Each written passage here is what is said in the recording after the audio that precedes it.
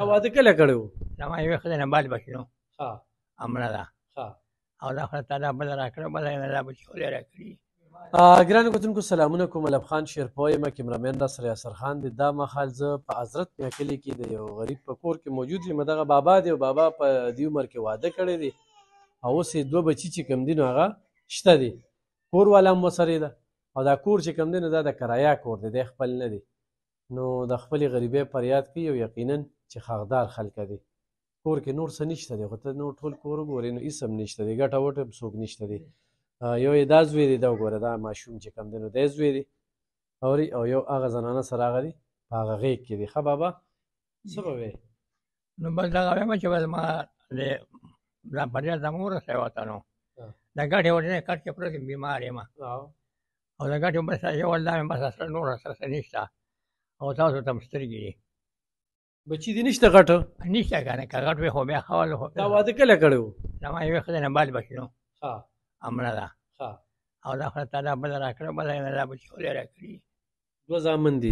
زامن وي نو ستا له ګټه وټه څوک څه وړي؟ بس یو بل الله راکړي دغه دا خیر زکات ښه نور څه مې نشته نشم کولی څه بس بیمار شوی یم او دغه مې حال دی بس هر څه تاسو وینئ چې نو دا کور مې هر څه دا زما عمر هم وینئ او دا کور پردی دی؟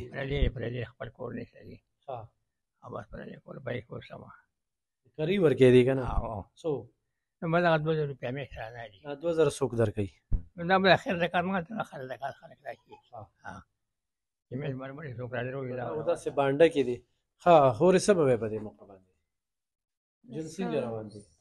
دا خاوند دی بس یو بل لاله راکړي وخورو که نه یې خو نه وي داسې ناست دوه زامن دي؟ او دوه زامن مې دی.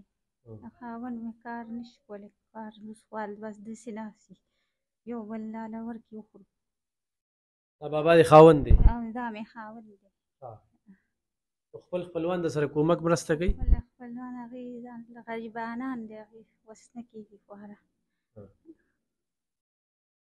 ګرانو کتونکو خو ډېرې خبرې مو کوو، نو دا کور د کرایه دی او زه د صرف د دوی دغه کچن تنور ښیم چې دغه تنور کې دې کې هم څه روټۍ نه ده پخ شوې او دا چې کوم دی نو دا د دوی کچن دی او کچن کې چې کوم دی ګوره جي دی د لوښو نه پته لګي. ښه دا ګورې موږ اوس راغلي چې دې وخت کې چې کوم دی نو څه نشته دی، خو به هر حال تپوس ترې کوو چې دې په دې عقله باندې څه پخ کړي دي یا نه دي پخ کړي، نو دا دې تپوس کوو. بابا کچن کې خو څه نشته، تاسو څه پخ کړي دي؟ دا نو څه پخوو بیا څنګه؟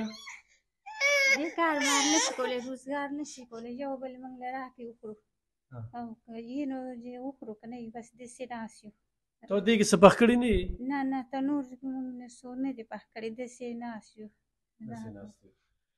ګرانو کتونکو په دې ویډیو باندې زموږ اکاونټ نمبر ومي، خو زموږ د لارې ورسره امداد کوئ ډېره ښه ده، خو دوی سره ډایرکټ کوئ نو پر دې کار نشي کولی. دی په دې کې ښه کار وکړي، هغه بوډا دی 0319 99 52 845 دا د دې بابا نمبر دی، دغه موبایل دی ورسره دا وګورئ جي ښه اورې او خو موږ زموږ په ذریعه ورته رالیږې او دې کړوی نه نو موږ به یې وله راوړو دلته به ورته شمېرو، خو ضرور ورسره مدد وکړئ. مننه. زموږ صرف مطلب دا دی چې دوی سره مدد وکړي.